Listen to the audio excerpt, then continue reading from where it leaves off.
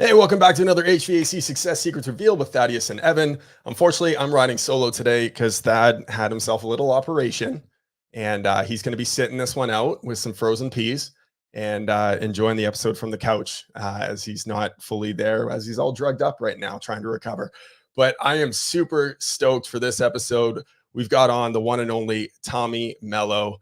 This is the third time he's been on the show now. Yes, Ish, he is not in the HVAC industry. Thanks for pointing that out. But he is a home service expert. Tremendously grateful to have him coming back on the show. We had him on the show last time in Vegas last year, where we got to do one in person with Dan Antonelli, and that was a blast. And we've had him on the show once digitally as well. So excited to dive into his new book, Elevate, Building a Business Where Everybody Wins. The dude strives for a win-win-win in everything that he does. It's absolutely tremendous. It's incredibly inspiring. He just got off the stage in Phoenix last week at Service World Expo, where he dropped so many golden nuggets. People were struggling to he was struggling to finish his talk in time because he's got so much knowledge that he can bring. Honestly, I mean, aside from running an amazing business, he's also the father of two fur babies, Huckleberry and Finn. They're adorable dogs. Also, he has this amazing partner, Bree, who what he has been able to do since the two of them have gotten together has exponentially exploded. So I credit it all back to her. He's a tremendous individual. He's got an unbelievable heart, and I'm so stoked to have him on the show today. So we're going to get into that in a hot minute. But first, a quick readout from our sponsors. We have CHIIRP. CHIIRP is the ultimate automation toolbox in the home service pros, and it will help you capture leads faster, connect with them, and close more deals, and turn those deals into raving fans, and they will continue to buy from you again and again. I know Tommy's a big fan of CHIIRP as well. He had them over to his place last week where they got to get together and brainstorm and talk all things marketing. I absolutely love the guys at CHIIRP. They're tremendous individuals, unbelievable people, really. And if you want what Dave has done in his business, he signed up the first month, added $42K in revenue back into his business just with CHIIRP alone, or Cassie, who signed up and added $80K in revenue in just the first 14 days. You'll want to check out CHIIRP. And got to pull up the banners. Hold on. There you go. CHIIRP.com/HSSR for 25% off your first 3 months with them. And we have Real-Time 360. Are you tired of juggling all of the different marketing tools and agencies owning all of your logins? Say goodbye to the frustration. Take control of your marketing with Real-Time 360. Streamline your reviews, automate your socials, engage customers with live chat, and track your success all in one place. Join the revolution with Real-Time 360. And you can check them out at realtime360.io. I got a banner here somewhere. There it is. So go check them out there. New app will be launching soon. All right. Without further ado. Well, pitter patter, let's get at her.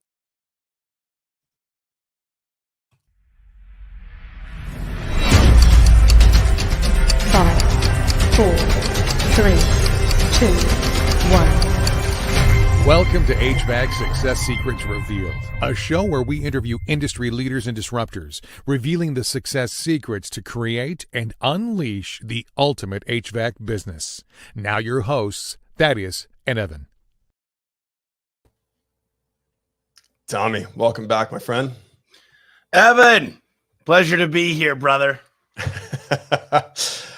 Thank you for taking some time away from the unbelievable audience that you have at your shop today, doing some shop tours, to be able to grace us with your presence and drop some knowledge today. Yeah, listen, man, I absolutely love podcasting. It changed my life. It's turned me on to so many amazing people, processes, technology. There's nothing better I could be doing with my time. So thanks for having me. Love it. Well, let's dive right into it. And, one of the things that came out of your book, and by the way, I absolutely love Elevate. It's an unbelievable book. If you haven't read it yet, please go check it out. We'll drop all the links in a minute. But one of the things that I loved about the intro with Tom Howard, he talked about something that you said to him early on, which was nail it before you scale it. That mindset of making sure that you dial in the process before you try to scale it and send it out to more and more people. Walk us through what did you mean by that? Why were you so excited about that? Why did you reiterate it to Tom 17 times before he finally clued in that you actually might be someone that's going to follow through on what you say you're going to do? Yeah, there's a lot of people that have big aspirations in their business and in their life, and they talk a lot. And Tom's just one of those guys that you could talk. Everybody talks to Tom, and they tell him what they're going to do and how they're going to take over industries and franchise. And what I've learned in the last few years specifically is you don't just go off a whim. Success leaves clues. You got to get really, really good at something, and then before you can scale it. And you got to get things dialed. And I mean, the systems, there's three reasons something fails. There's no system in place. It's the wrong system, or the current system is not being followed.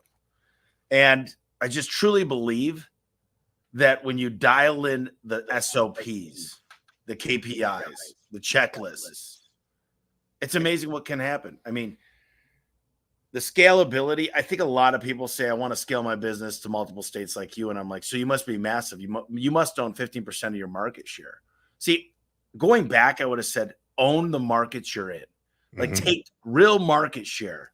And there's nobody that's done that better than Parker and Sons. I mean, they're going to do, 250 million in one market. So, yeah. And so, they're like, why not own our audience where their kids grew up, where they know everybody, where they went to church with the people, where their friends and family live. I mean, think about that.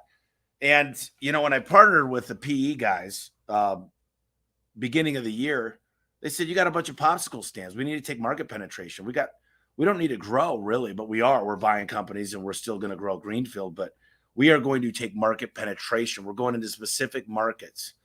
And I think the fact is that we've got a process that works really well. We're focused.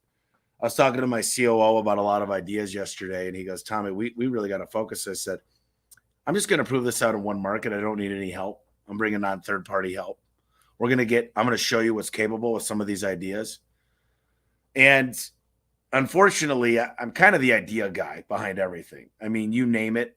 And most of my stuff is ripped off from other companies, and we just bring it into garage doors. I mean, I took everything from HVAC. I took service agreements, financing, which we call promotions.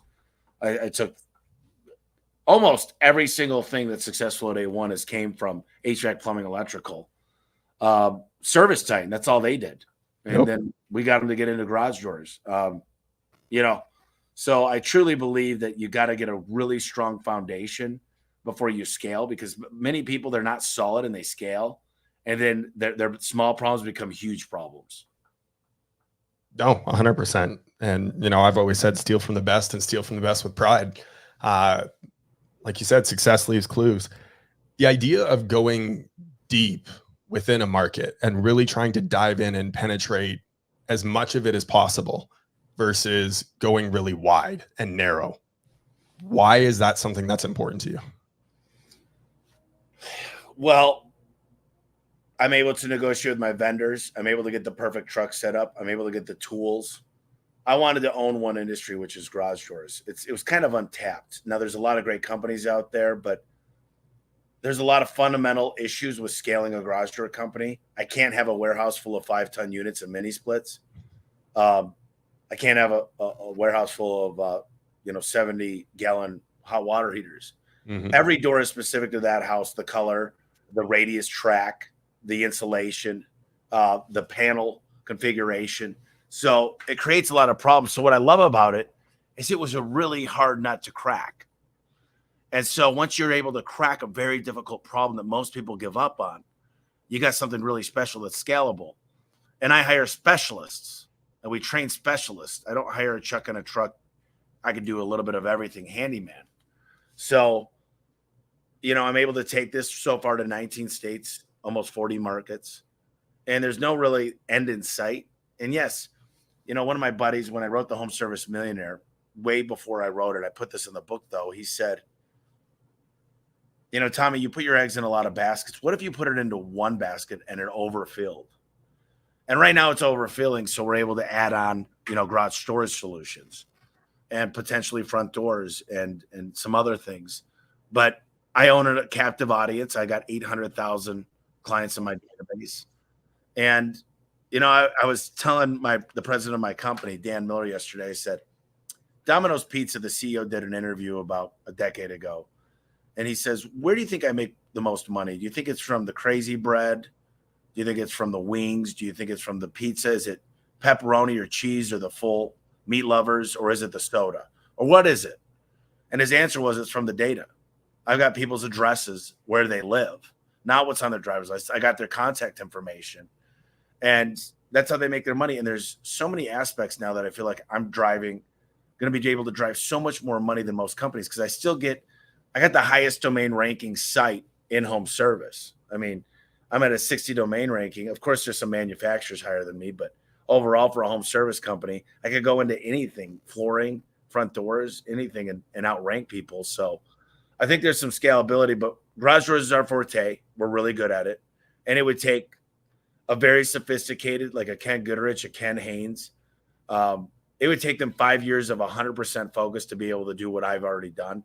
And because we're going to do 200 million this year, I've already negotiated the best pricing because of my volume, which no one else will get anytime soon. Right. So it allows me to do the best with the vendors, create a training school, the perfect trucks, the perfect tool setup, and be very good at what we do with the clients. No, I love that. And you took it exactly where I was hoping you would. And that, so often we talk to home service companies and, we're diving into their marketing, looking at strategies. What is it that you want to do? How is it that you want to grow? And, they're 3, 4, 5 million. They're already looking at adding another service. And while it's not the wrong strategy necessarily, it makes it really difficult to be able to execute and to be the best in your market when it comes to that particular service.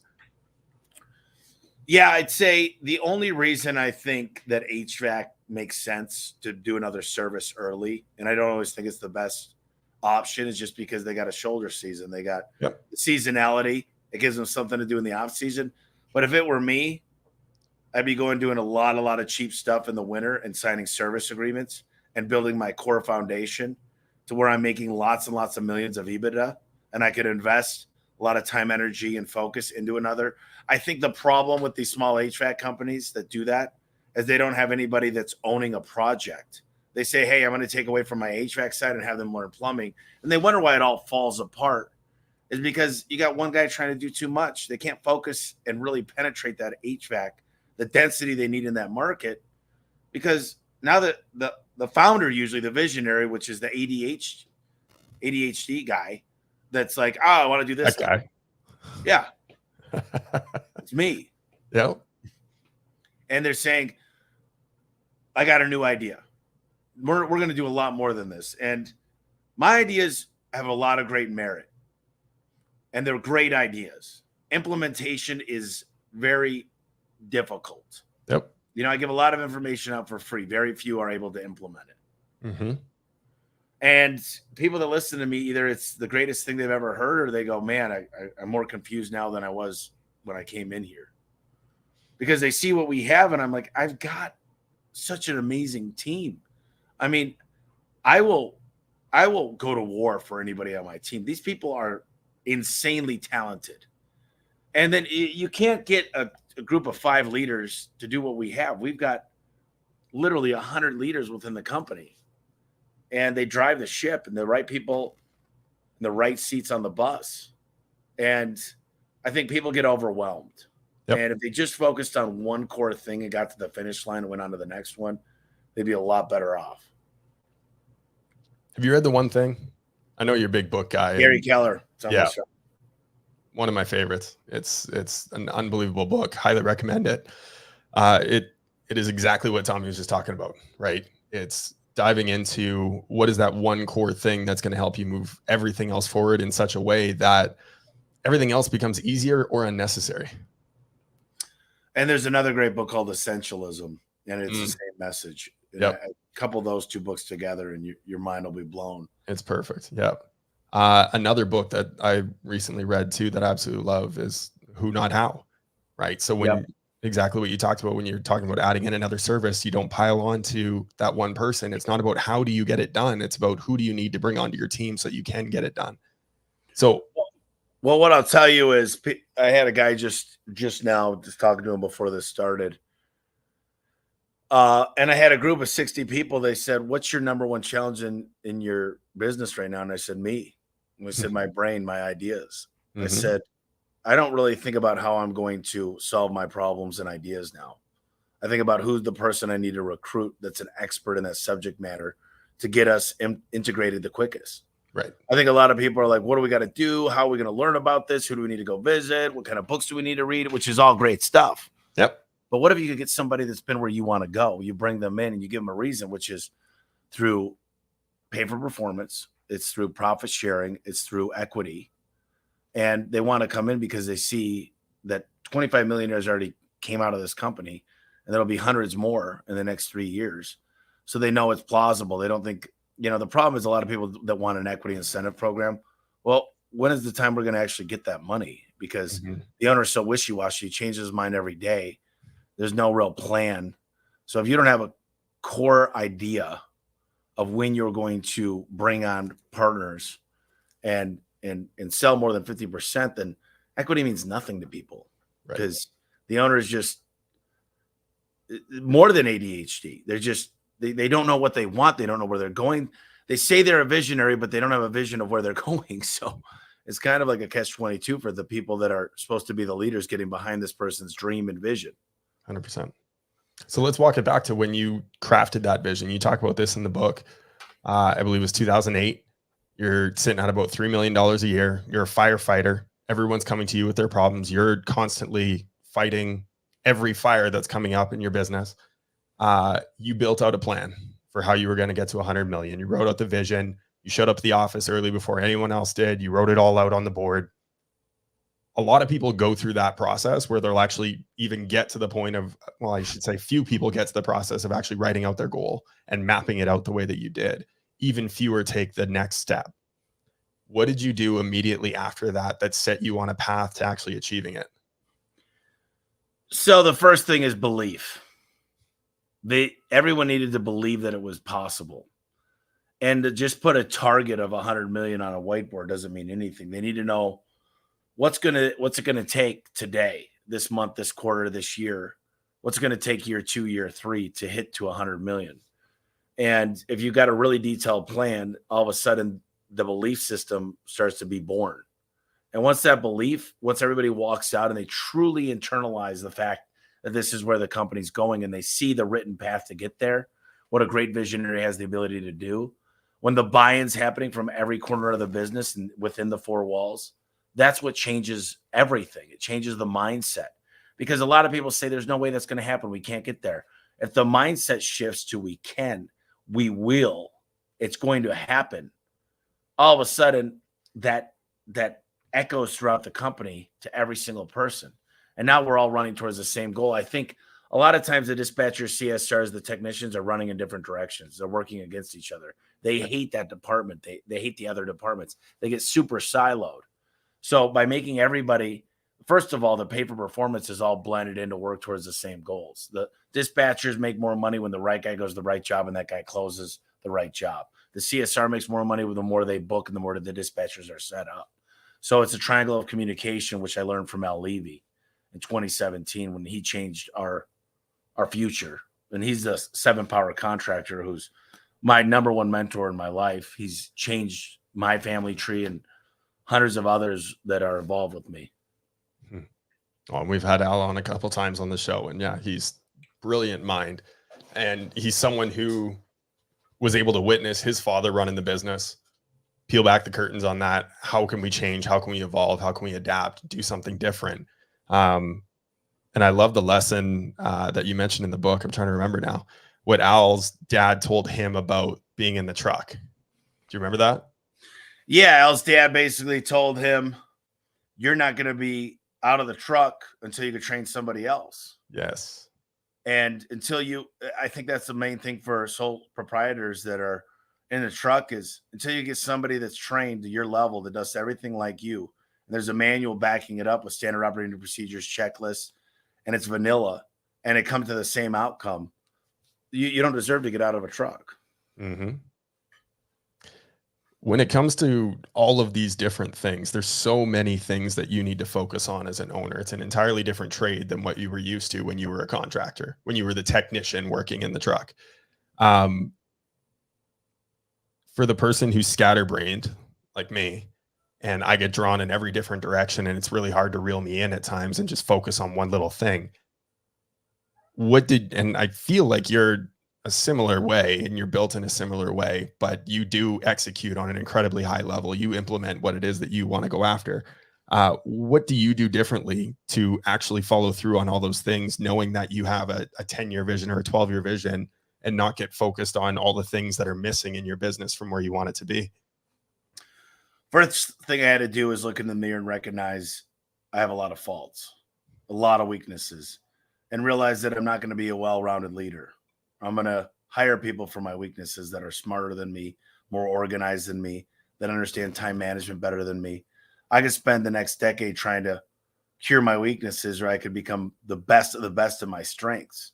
So by surrounding myself with my weaknesses and making sure I'm delegating properly, using a step methodology of delegation, it changed everything. And most people don't own their calendars. Most people aren't organized. Most people don't have a project management tool in place. Most people have a lot of ideas that they're just in their brain. They don't have a start date. They don't have a check-in date. They don't have a signature saying someone's acknowledged and they're taking that task. And there's no checkups along the way.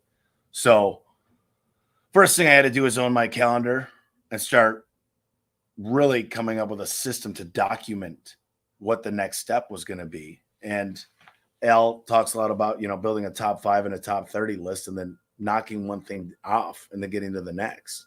And some of these things, a lot of it goes into training.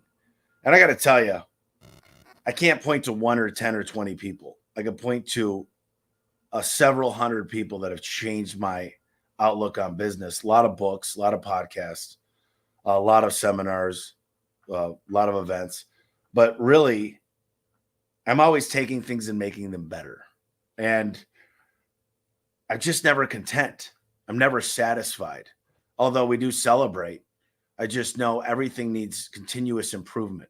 And that's the way we run this shop. There's a great book on my shelf called The Toyota Way. And it's all about lean manufacturing and how to continue to get better and better and better at processes. And more refined till you wake up one day and you did $1 million in a day. And because once again, when you nail it, you scale it. Love it. There's a mentor of mine. He talks about like putting the blinders on. Imagine you're a horse running a race. If you put the blinders on, you've got your end goal in sight. You put your head down and you just go to work every day on that one thing that you need to accomplish every single day. That's going to move you closer and closer and closer throughout the next 2 years. Imagine where you'll be when you look up in 2 years. Right. I think I wrote that in my book. Mm-hmm. Racehorses wear blinders for a reason, so they can focus on winning the race. If you go to the Kentucky Derby, the blinders are on because it's a noisy stadium. They're throwing trash on the field. It's loud. It's obnoxious. The horses got to win. They got to focus on the next 10 feet. Yep. They're never going to win the race if they're not making it the next 10 feet and going on. And they're pushing their bodies to the limit. There's a story. There's a old man who's the most successful man in business in this called a village or whatever. And this young man comes up to him and says, I want to learn to be as successful as you. He goes, then meet me in the lake. I want to teach you a lesson. So he walks him down to the lake. They get about 4 feet deep. He goes, put your head under the water. The guy puts his head under the water, and the old man holds his head down. And he holds it. And the guy's trying to get up, and he can't. And then finally the old man lets his head go. And he pops up. And he goes, what are you doing? And he's gasping for air. And he goes, you got to want success more than you want to breathe. How bad did you want that air? I mean, you were going to die. You were not going to survive without it. And until you got that fight, that want to win so bad and willing to execute and implement, you're never going to succeed. Yeah. You're not thinking about the game. You're not thinking about the girls or going out drinking or partying or video games or anything on TV. You're solely focused on that one thing. Listen, I enjoy football. I enjoy NASCAR. I enjoy golf. I enjoy friends and family. But when I get together with the most exciting times, I talk about business. Some people have kids they talk about. Some people have their pastimes. They play chess, they play cribbage, whatever it might be. My passion, the reason I believe I was put on this earth, there's a lot of reasons, but I enjoy business. I enjoy cultivating. I enjoy taking a process and making it better and refining it. I take something good and make it better. And I get there's a lot of passion inside of me that discusses these things. Some people like to talk about their new Ferrari, and that's cool. And that's great. And you should enjoy that. That's what makes you happy. Business, I could talk for hours on end. I think it annoys the shit out of Bree that I could sit here and talk about business on top of business, on top of business, on top of business. And I never get sick of it. It never gets old. I never get tired of it. And it's what gives me energy. What keeps me going. So much fun. It's just so fun for me. I could do this all day, every day, on holidays, on nights, on weekends, you name it. And that's what keeps me going. And I'm cut from a weird cloth that makes it's not common. And I think a lot of people around me say, is there a stop button? Do you ever stop? Do you ever sleep? Do you ever stop this shit? I mean, I just don't know how. It's what makes my heart beat, And was that how you were raised? Like, were you born up in an entrepreneurial family, or was that just something that showed up in you? So my dad had a transmission shop, and he was working another job. Then he got the shop really running well, but he decided not to pay the IRS properly. But I used to sit on the toilet on top of it and listen to my mom and dad argue about bills and about money. And typically, I mean, if you look at the number one divorce rate, it has to do with money. It's something that stems out of bill pays. And I said, I'm never going to live this life. I started mowing lawns and shoveling snow. I got a job when I was 12, washing dishes under the table for $4.05 an hour. And so I became infatuated with the idea of business. And money's just a tool. I don't love money. If I love money, I'd be retired. I'd be done. I'd be sitting on my compound interest making, $20 million a year just on compound interest at 9%. So that's not my goal. And I rolled half of the money back into A1 because I'm up 60% this year. There's nothing else in my life and all my investments that's up what A1 is. So I bet on myself. But yeah, I mean, I think it was a lot, not coming from a whole lot, but I'll tell you, my mom and dad both always told me, they believed in me. They told me you could do anything you want. They love me so much. My sister loves me so much. They gave me the strength I needed to have faith in myself, to look in the mirror and say I'm worth more. And I could do anything I put my mind to. And without that belief, without them pushing me, and without knowing what hitting rock bottom at certain times, I would never know what success looks like. So I don't regret any of the childhood I had. Great parents, great sister, great, we went through trials like everybody else does. I don't have a sob story. I just, not poor me. I'm not a victim. It shaped me into who I am today. And it might not be great for a lot of people. They might be like, man, that's annoying. Tommy that's all he does, but that's fine. I live in a beautiful house. We have company over all the time. I had my dad's 70th birthday. I got him in a great place. He goes golfing and swimming every day. My mom and sister, they're living their best life. It's not because of me. They contributed so much. And, I enjoy my time. I enjoy we play a lot of Golden Tee and Big Buck Hunter at the house. I go golfing. But I do enjoy business. So. Well, that's fun when you get to mix the two. I mix both of them all the time. Yeah. Obviously having that mental strength to be able to persevere, push through is incredibly important. As we get older, the need to take care of our bodies is also incredibly important. And I know you're on a big health kick right now. You're trying to get lean, in the best shape of your life. I saw you benching 225 22 times the other day on Facebook. Defensive back strength going to the combine right now. Why is the health kick so important to you right now? So my whole life, it's been money, time, health. And I turned 40, and my cousin Rachel had called me and said, Tommy, she goes, you're one of the most successful people I've ever met. Like, I really look up to you. And she's a really, really close cousin. We grew up together. And she said, why don't you take care of yourself? Why don't you love yourself? And I was like, what do you mean, asshole? And she goes, listen, she goes, you drink a lot. You're not eating healthy. You're not watching your protein. You don't work out. You don't push yourself, but you push yourself to read. You do great speaking. You're making a lot of money. You have a great culture. You live in a beautiful home. You got a great life. Are you happy when you look in the mirror? And that kind of shook me up a little bit. And it takes a lot for somebody that cares about you to have that type of conversation. She's pretty blunt. And then I went out with Travis Ringy into Idaho, where we're building a place not far from him. And, he had his shirt off in his boat, and he decided not to have any beer. And then he took the bun off of his burger. And I was drinking beer, and I ate the bun. And I watched him with these little discipline, small little sacrifices for the body he has. He's really in great shape. Then I met Andy Elliott, and he says, nobody could work for me unless they have a six-pack, whatever. And he's like, you got to love yourself. You got to look in the mirror and be the best version of yourself. And then my cousin Mike, Rachel's older brother, called, said he went to the doctor's office. They said, you got high cholesterol. You're going to need to get on medication if something doesn't change. Just lots of issues. So he went on a health kick, and he calls me up. He goes, I'll bet you $500 by Halloween who could lose the most body fat.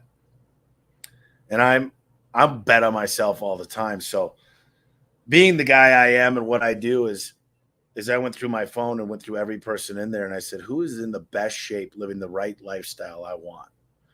And I found my buddy Jason. He's 44 years old. He's got an 8-pack. He has beer. He eats pizza, but very few and far between. He's very, very calculated. So I called him up. I met with him. He told me what he's doing and how he does it. He works out 15 minutes a day. I mean, the dude's chiseled. He looks great. He looks like he's 20. And he said, you got to go talk to my doctor, bro. He goes, get your blood test, get your urine test, get your saliva.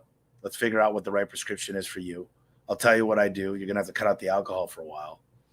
And I said, no problem. Alcohol's not a tough thing. It's probably going to be harder for me to drink a gallon of water, get my sleep, and make sure I'm getting enough protein. So I went and saw the doctor, got on all the right supplements and vitamins. I'm on 4 peptides. Started to really keep track. I got this Aura ring, started to watch my steps, my sleep. Just like a business, started to take KPIs over my personal life, especially my physical side. And, I'm at 15% body fat. I started out at 27, and I'll be at 8 here by Christmas.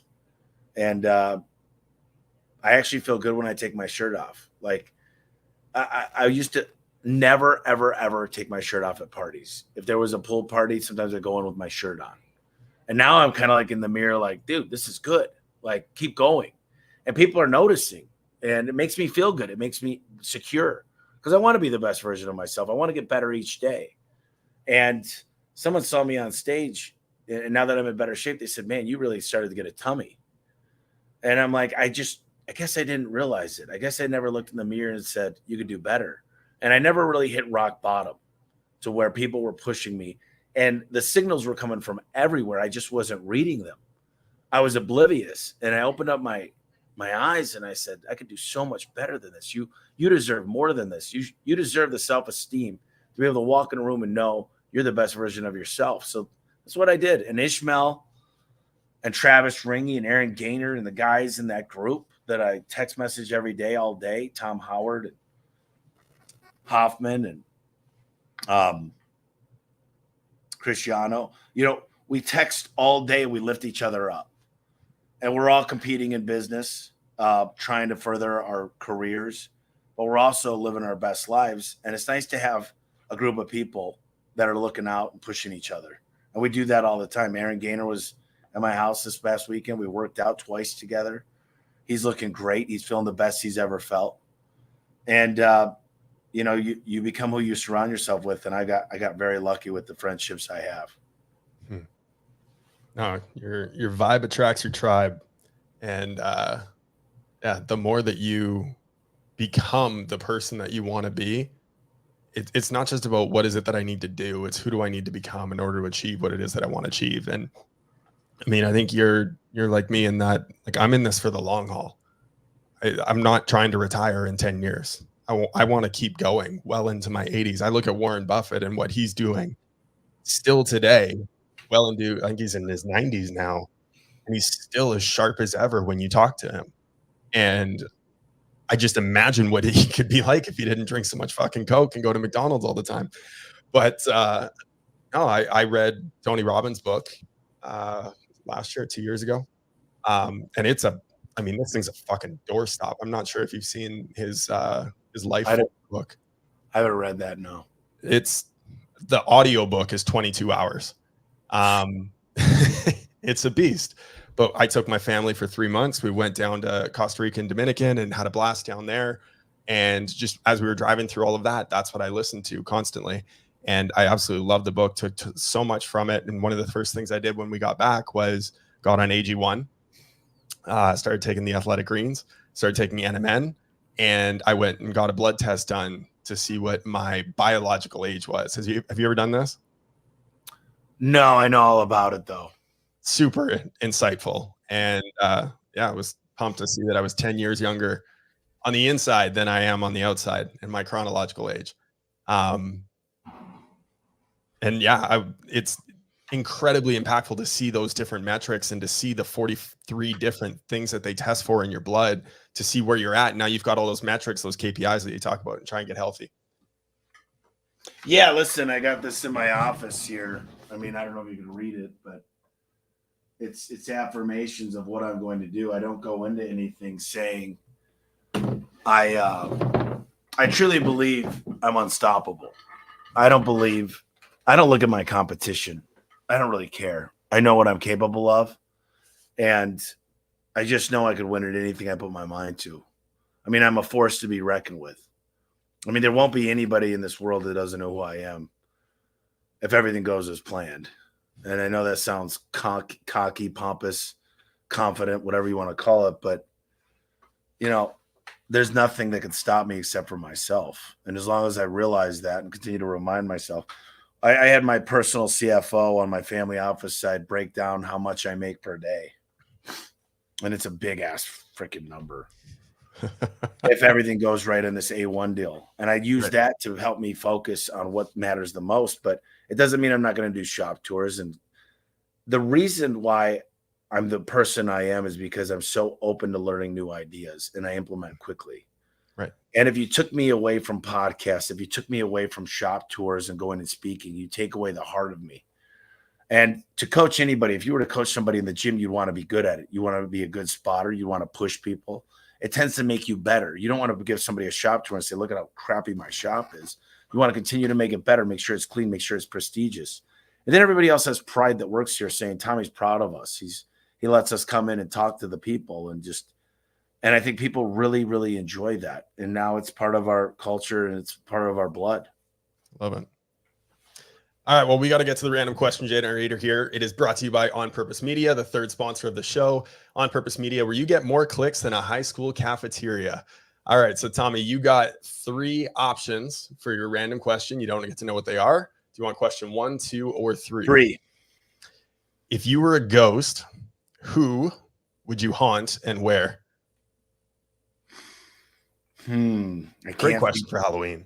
I can't think X-rated here, can I? Absolutely. We put the explicit warning on the show. Who would I, what would be interesting is being, who's the number one businessman in the world right now? Elon Musk. Yeah. By far. He's thinking so far ahead.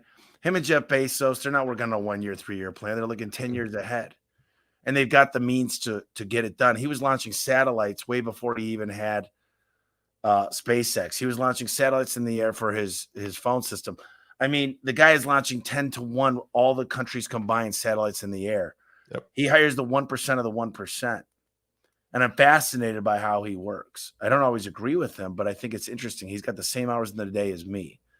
So I'd probably haunt him and try to understand what he's thinking and try to understand how his mind works. And I don't really compete with anybody, but if I'm going to compete, I'm going to compete with the number one person.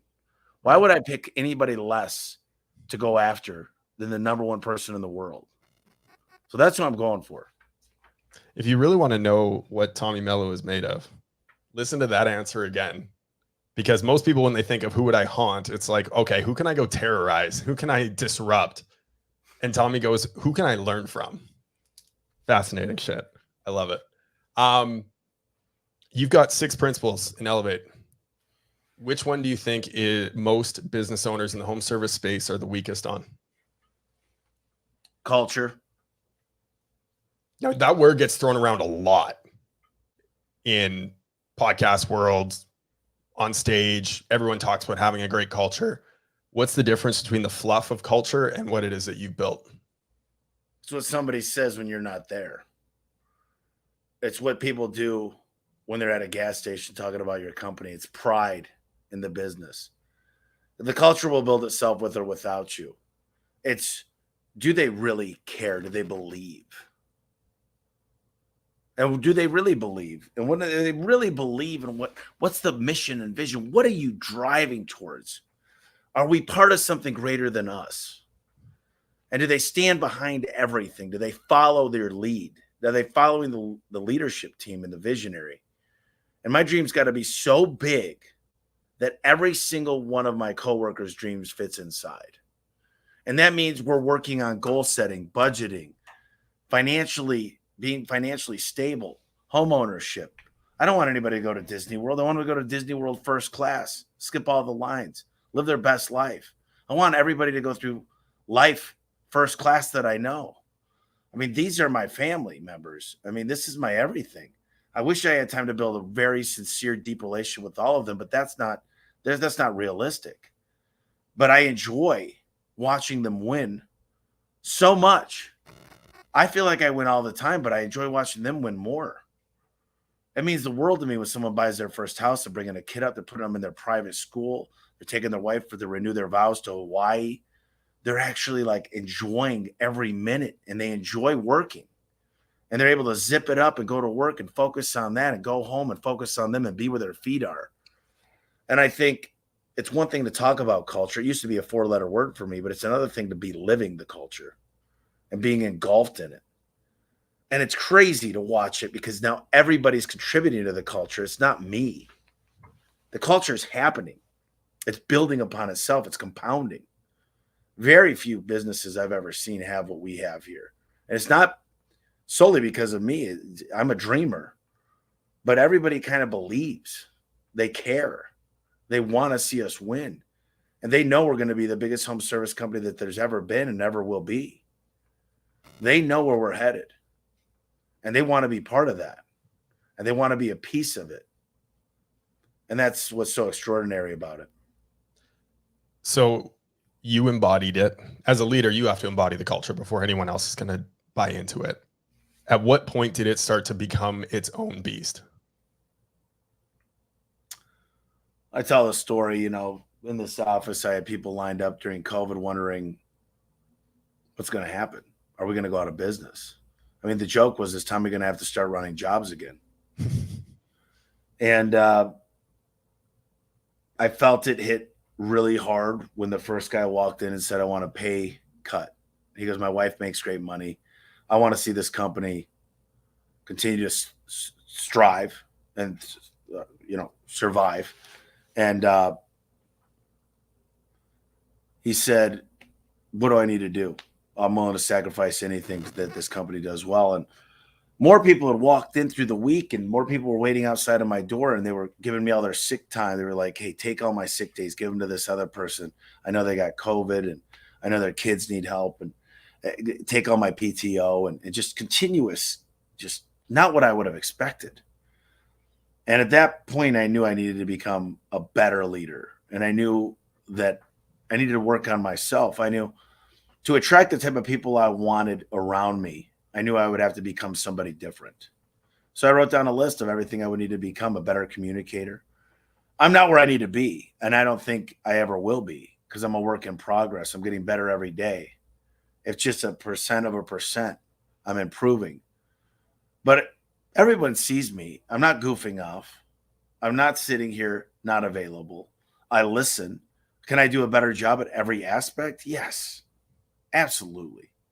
I know I need a lot of work. And I don't use that as a scapegoat either. I don't say, yeah, I know I need a lot of work and make excuses. I just say I'm pushing the limit on every aspect. And the more great people I get in my inner circle to help me manage and help me stay organized and work with my weaknesses, the stronger I become. And it's fascinating to watch it happen. And now I'm bringing on a few more key people, and it's like, I mean, people always say, did you know you were going to be a billionaire? I'm like, I knew I was going to be really good. I didn't have a monetary number. I think the byproduct of doing good deeds and running a great business is, yeah, the money comes. But now I'm like, how many lives could we change? How many family trees? What can we do? You know, you throw $10 billion in my pocket, I'm going to be able to change the world. And that's happening regardless. That'll happen before I'm 47, probably before I'm 45. And it might sound crazy and annoying that I say that, but I believe that it's going to happen, and I manifest it. And I got a way to get there. I've got a road to get there. It's not like this crazy thing that I'm just like, I think I could get there if I do this, this, this, and this. It's like, I'm on the exact road I need to be on to hit those numbers. And how many lives could I impact? I mean, how many lives can I impact just by doing shop tours and having people come in? And these people get back to me tenfold. They care. And they know when they meet me, they're like, man, you are real. You're not this pompous guy that goes around and just acts like your shit doesn't stink and act like you're God's gift to home service. You're like us. And that's my one thing is just know I'm just didn't grow up rich, didn't come from a perfect neighborhood, didn't come up from a perfect upbringing. It was great. I wouldn't change it for the world, but if I could do it, you could do it. If you put your mindset upright, you focus on the right things, and you care, and you believe, and you don't have a victim's mentality of, you know, yeah, it's easy for you to say, yeah, he got lucky. What I've learned is the larger my brand gets, the larger A1 gets, my personal brand, is some of the people that were cheering for me on the sidelines are not there anymore. I've noticed that the haters are coming out of the woodwork, but I don't have these people that are just super haters. I mean, usually it's a TikTok freaking troll that's sitting in my basement. But what doesn't kill you makes you stronger. And I just think I could accomplish anything I put my mind to. Right. And I've been proving that to myself every day since I've been born. And just getting in the physical shape, I'm like, I still got so much work to do. I took the 110 dumbbells and the trainer's like, let's just do some sets. I did 4 sets, like nothing. And I'm like, you don't even need to spot me. I'm like, I don't have anything heavier at the shop than 110-pound dumbbells. He's like, dude, you're going to have to get up to 150. And I'm guessing very soon I'll be able to do that on an incline. And that's how I'm literally like, my plan is by Christmas. And I know this is off topic, but I'm going to take a picture of my body and I'm going to work with my trainer and we're going to work on every single exercise that needs to happen on Q1 of next year. Specifically designed, just like you should do with a business. There's every facet. Picture your business as a body. Yep. And say, okay, your biceps and triceps are where they need to be. You can do a little bit of work on your forearms. Where do you need to focus your workouts? How often? How many sets? How heavy do you need to go? What supplements do you need to take with those? How much sleep are you going to need? Should you be taking casein before bed? And as you add these together, it creates a great body, a healthy body, great focus. And the same thing exists in business. That's why I love that analogy. How much do you focus, though, on the weakness versus strength? Well, I focus a lot on my weaknesses to find somebody and be able to write down the weaknesses and to be able to describe them, because without admitting and seeing it's a weakness, just like that body part, without realizing now I'm trying to fix my weaknesses on my body, but because I'm stuck with this, but if I had somebody and I said I could just borrow those abs, right? I'll just use yours for this because you've got better abs. That's what I do in business is I say, I'm just going to take those shoulders and I'm going to take those calves. Well, and that's what's so fun about business is you can you can lean on and leverage other people so much more than bodybuilding, right? You are stuck with what you got. Yes, you can supplement. Yes, you can take all kinds of different things. You can do the workouts, but you're still stuck with what you got. And if you have a hard time building legs, you are always going to have a hard time building legs. That's my one buddy. He's been way bigger than me. He's been jacked his whole life, but he always struggled to build legs. He just could not maintain muscle mass in his legs. It was always a struggle for him, especially his calves. I always made fun of him for that. Yeah, But man. business, Listen, God gives you certain things. It's called nature versus nurture, right? absolutely. But business, you get so much more from other people, and you can lean on that and you can leverage that. I love it. Certain people, I meet so many of these people. They think they've already got it figured out. They're like, I'm ready to franchise. You're talking to a guy that's going to do 200 million this year at 23% bottom line, saying I need help. I've got 2 coaches to help me speak on stage. I've got 4 sales coaches. I've got a physical trainer. I've got a doctor helping me set up programs. I mean, think about this. I don't care when I'm doing 10 billion. You don't think I'm going to have you don't think Michael Jordan had 4 coaches on top of Phil Jackson? Of course. Like to think that you already have it and I've already got something that works. It's like, it's the dumbest thinking I've ever seen. And I was this way a long time in business. I was literally the guy that said, leave me alone. And when I opened up my doors and started looking in the mirror and acknowledging these things, and I admitted them out loud and proud, this is an issue. Come help me. And I'd ask for help. ASK, my favorite 3 letters in the English dictionary. In that direct order, ASK, ask. And I started just pleading with people. I need your help. Very few people tell me no, because I come in from a different point of view.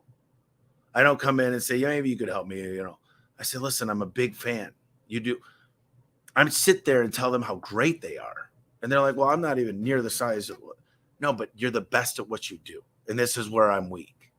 And I could learn from you. And I'd be honored. I'll pay you. And I'll throw them 10 grand for 2 days. Doesn't matter. I'm not afraid to spend money. And there are times that I was not afraid to spend money when I didn't have a lot. And more important than money is time. So time's nothing without health. And money's nothing without time and health. So now it's health, time, money. Because, people say you only got so much time, but trust me, if you're not healthy, Steve Jobs said you're going to be taking medicine. You're going to be taking your food in as your medicine. You're going to be taking medicine in as your food. Mm-hmm. And so it's so important. And man, I'm 40. I don't feel 40. Last night I went to bed at 10. I didn't fall asleep till 1. I got dream water. I'm going to hit that tonight. But I'm really trying to get 8 hours of sleep. Last night I got 5, according to this damn Oura ring. And I don't function well on 5 or 6 hours. I mean, I could get through the day and I could get through, but you give me 8 hours every day, you'll see. You give me a gallon of water, the right calories, the right protein, the right supplements, the right vitamins. You give me all this right stuff, you watch what I can get done in a day. It's like running a race. Like if you got a car, you're running in the worst car possible without any gas. You put yourself in the right vehicle to win the race. I never was talking about this more than, a couple months ago about just the feeling, the waking up with energy. Like some people go home from work and they're like, dude, I'm out of energy. I don't have time for my kids. I want to watch a movie and go to bed.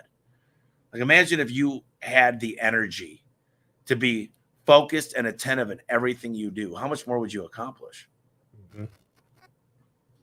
Oh, 100%. Yeah, there's a lot that I could go on that, but I've got a couple final questions for you that I think are going to be a lot of fun. If they want to hit you up, if people want to hit you up for a shop tour, what is the best way to get in touch with you? They want to do a shop tour. I mean, my assistant schedules all that. I try to get at least 10 companies here for a shop tour. I'll give you her email address real quick. It's AMOORE at TMV Holdings. Tommy Mello Ventures. So TMV Holdings. So it's Allison Moore, AMOORE at TMVholdings.com. There you go. For anyone that needs that, there it is. More at tmvholdings.com. Of course, you can always check out Tommy as well for his book. If you buy it here instead of on Amazon, elevateandwin.com, you get all the extra bonuses, which they put so much time and effort into. So go get the book there, and it's cheaper. Elevateandwin.com. You can also subscribe to Tommy's newsletter, tommymello.com/news. He drops knowledge in there every single month of what he's doing to better himself. Well, this newsletter, I charge for this because we spend hours on hours. I got 2 writers. We make videos. But during last week's meeting, I was like, you know what? People don't even know what this is. They don't know what they're getting. I lose money on the newsletter, but I'm giving it out. I'm giving 3 copies, 3 great copies away. I'm paying for the postage. It's a physical newsletter, and it's pages and pages and pages and pages of real great content. If you like my podcast, this blows it away. And so I said, listen, let's give them a taste. If people are willing to learn about what we're doing, let's spend the $10, $12 it costs per. We'll send it off to them. So you go here, you're going to get 3 of my best newsletters. And if you want more, it's not expensive. It's cheap. It's with the time and energy we put into it. It is a loss leader for me. What's cool about it is if I'm having an event, or Victor or Ishmael or any of my buddies are having events, I could put it in there and help them out too. So it's a great way to get news out there, but it really is. I don't promote in there. I don't have a bunch of stuff I'm selling. It's literally Tommy's life and what he's working on and how I get through KPIs and morning mojo calls and create the culture and environment I want, and what consultants I'm working with now. And I put in the back the business of the month, and I pick a great business and we look at the insights of what they're doing in their family. I think you get a good kick out of it. It's no obligation. You just go there and check it out. I'm spending the money. If 1,000 people do it, yeah, I just spent 10, 12 grand. I don't really care. I'm not in this for the money. If you guys think that I started a newsletter to make a profit, I make a lot of money at A1 Garage Door Service. I make money in my core. These are the things I do to work on me. And I think you get a lot of value. I don't do the books. I don't do the newsletter. I don't do the podcast to make money. I don't. Now, I do pay a team out of that money. And the more I get, the better my team gets, with the more I can give back. And there's so many key players that have come onto this team to build these things that I'm able to give more value, and I'm able to change more lives. And it works. It's a compound effect. So if nothing else, check it out. If you don't like it, don't order any. I don't care. If you like it, then order some, but it's free. Tommy Mello, no W in my name, .com/news. It's not Mellow Yellow. Right. Yeah, go check that out. So much value in there. I already am signed up for it. I've got it all typed out here, but I wanted to switch over to this to make sure we got this in there as well. Listen, I'm going to give my pitch for this event. Tommy has built a tremendous business. 9 figures, multiple 9 figures now. If you want to learn what it is that he implemented within his business to really grow and to break down the ideas and the concepts in the book and actually implement them, you're going to want to go check out this event, freedomevent.com. It's November 1st to 3rd in Orlando, Florida. So for everyone up here in Canada, it's a break from the snow because it'll be snowing by then. It's going to be a tremendous event. You have unbelievable speakers lined up for this event, and all of them are hardcore implementers, not just dreamers and thinkers and talkers. They're doers. And that's the thing that has impressed me the most about this lineup and about this event. What else you want to add to that? Well, I'll tell you this. I put on a few vertical track events, and the first event, all the garage door companies said this was like, it blew their minds. They said it was better than like Woodstock was because it was a different way of thinking. And I want you to really think, do you want freedom? What does that mean for you and your family and your employees? How do you let everybody win? What does it mean to your vendors?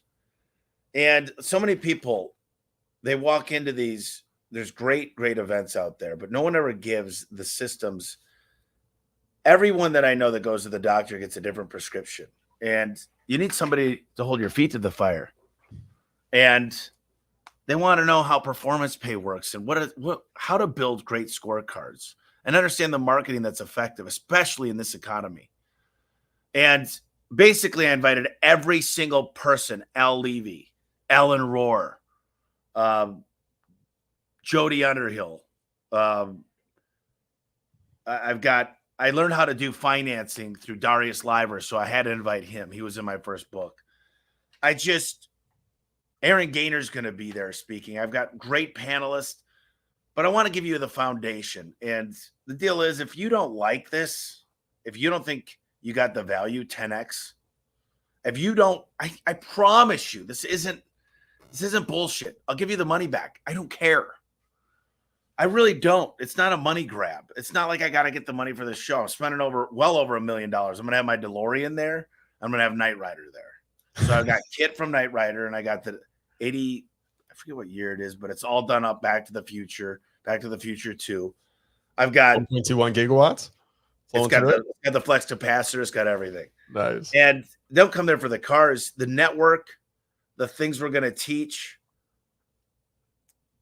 I believe that when I did this for garage doors, people's minds were blown, and all of a sudden they started making millions of dollars of profit.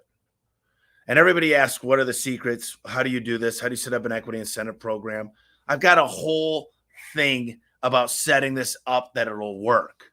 I've got a whole process. I've got the reports you need to sit down each month and look at to see what you need to work on this month coming ahead. There's a reason I'm doing 23% and going to get to 30% bottom line. And the thing is, unlike 99.99999%, I'm willing to share it. So I think you should come to the event. I think you should. And maybe there's some naysayers out there. Come prove me wrong. Bring your wife and kids. Go to Disney World. Enjoy yourself. It's in Orlando. But they're going to bring the fire. I don't know how to not give value. I don't know how to fail at something like this. I don't have it in me. I don't care if I don't sleep. I'm going to bring value. And it's not like your typical event. I'm not bringing, a bunch of quarterbacks and Gary Vee. I'm bringing things that are going to make your home service be able to dominate your markets. And I promise you're going to be sad if you didn't come. So that's the Freedom event. It's going to be a movement. It's not even going to be a group. It's going to change your life forever. Period. Love it. If you are bringing your family and you're going to Disney and doing all that shit, do it before the event. Because I promise after the event, you're not going to want to focus on rides. You're going to want to get back in your business and get in front of your people. I was listening to Stephanie Postel talk at Service World, and she said the 2 worst days for any employee technician at your business, Mondays and the day after conference. Yeah, I can only imagine. I mean, I'm the same way. The difference between me and most people is, Tom Howard was telling me a story about someone he knows that is able to book outbound calls 70% for tune-ups. Within 3 hours, they already were flying out here next month. I said, what's your price? Boom, done. Like, I don't wait almost to a downfall. I'm walking on backstage doing the stuff before the person's off the stage. Most people are taking a lot of notes. They're like, oh, I can't wait. And then the notes end up on the desk and they go back to their firefight. Right. I know how these conferences go, and it's a lot of great ideas and it's mindset. And then I see the same people at every conference. And I'm like, wait, you must have doubled, right? Because of all the great knowledge you're getting. No, they're in the same spot because I'll tell you this, I can't do it for you. Going to the doctor, getting the trainer really helped me. Setting up, I just had my protein shake, my executive assistant brought in, but I needed to do the work. No one's going to lift the weights and get the sleep and drink the water for me. No one's going to take the vitamins every morning and take the shot of NAD. I have to do all the stuff, but I made it super simple for me to do it. It was the foundation to get me there that made it easy. I needed to make it easy for myself. And the reason I didn't get into shape earlier is I didn't build a system, and I had to have a system. And once the system was built and I was accountable, it was easy. It was easy. And I'll tell you this, I'm not doing 2 hours of cardio a day. I'm not even getting the 8 hours of sleep a day. I'm not getting enough water a day. I mean, when I get my personal assistant is when everybody better look out, because I'm going to be nuts. because I'm going to dial my system in even more. And I will be getting that cardio in. And if I lost 12% body fat in 63 days and I get down to 8% on what I'm doing today, I mean, I want to look normal. I don't want to be like meatheads. So I just know I'm capable of anything. And I needed that foundation. And that's what I hope to give to people. And I'm going to talk about that on stage. Listen, I'm going to see if my doctor, I'm going to see if he could stop in. I mean, he lives in Phoenix, but he works with people. He's working with Aaron Gaynor. I sent Ishmael to him because these guys are like, how do I get on the same supplements? And I'm like, don't get the piece of shit from those websites. Get the real stuff. It's not steroids. It's a prescription, and it's got the real stuff. It helps your body create natural HGH, right? So, like, I'm living proof, and I see people go to doctors and try all this stuff, and this guy's the real deal. Like, the reason I know is because I knew the buddy I was emulating. You see, unlike most people, I didn't go read about it on Google and look at some TikTok bullshit. I actually went to the living proof. And I said, this is the guy that I want to look like. This is his lifestyle. I like his lifestyle. He doesn't work out 10 hours a day. And I just ripped off and duplicated what he's doing. He was glad to help me. And people say, listen, I can't make Angie's List work. I'm like, who's the number one guy on Angie's List in your market? You could see him. He's got the most reviews. Call that guy up. Find out what he's doing. The Valpak doesn't work. That's bullshit. Yellow Pages still work. Billboards work. TV, radio. Home Advisor, Thumbtack works, Porch, House, Nextdoor, LSA, PPC, GMB. People say that stuff didn't work for me. Well, first of all, you're not priced right and your conversion rate sucks. You're not booking every phone call because you got a high abandonment rate. You don't have really good KPIs. I could go into details on that, but this stuff all works if you talk to the right people. Yep. Couldn't have said it better myself. I got nothing to add to that. Everything works, right? When you work it the right way. So we've had you on the show a couple of times. We've asked our final question to you a couple of times. So I'm going to ask you something different. And this was inspired from your book, where you mentioned briefly the whole death conversation. And when I was young selling Cutco knives, I had a leader in that organization that asked me 2 questions. I'm going to ask them to you. So you go and visit your doctor. Your doctor says, I got good news. I got bad news. Good news is you are in perfect health. You are going to live every day to the fullest. The bad news is you've only got 1 year to live. Tell me, what are you going to do in that 1 year? 1 year. 1 year. October 11th, 2024 is the last day of my life.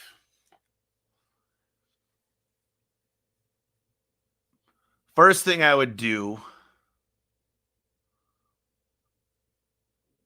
is I would throw a massive party and I'd pay for every flight of every person I knew to fly to Phoenix. And what I would probably do is start creating and expanding upon. I have a bucket list, but I start expanding upon it. I'd make sure to leave everything that is unbuttoned with a plan. I'm not gonna be this person that's gonna leave this on everybody. I've got a trust. I've got my wills done. I've got the insurance coverage all done. So I'm in a pretty good shape compared to most people with that. And I'd really, really spent a lot of time with Bree, my mom, my dad, and my sister and my niece and nephews. And I'd say for the next year, we're going to live like kings and queens. There's no expense off the table. We're not going to go first class. We're going to charter the plane. We're going to go live the best memories. I want you guys to remember who I was. And every time you feel down, remember I'm watching you. And I would tell everybody, I'm still with you. And I'd probably be doing a lot of podcasts and say, remember this when you're feeling down. Play this. And that day on October 11th, 2024, my ceremony is going to be outside and everybody's going to dress up. No one's wearing black. There's going to be fireworks. There's going to be the biggest celebration. And just know I'm going to someplace that's better. And I'll be waiting. And we will celebrate soon. Because I know where I'm going. And I believe in Jesus. So that's how I lived my last year. It's a great question. It's the first time I ever got that asked. I love it. Second side of it. Go see your doctor. I got good news. I got bad news. You are in perfect health. Your body is fantastic. However, you have 1 hour to live. Who are you going to miss? Who am I going to miss? 1 hour? 1 hour. Well, I think if I had about an hour, I would speed over to my mom's. Bree would be going with me. I'd have my dad meet over there, or have my mom meet at my dad's. Driving the new Firebird? Yeah, probably drive the new Firebird.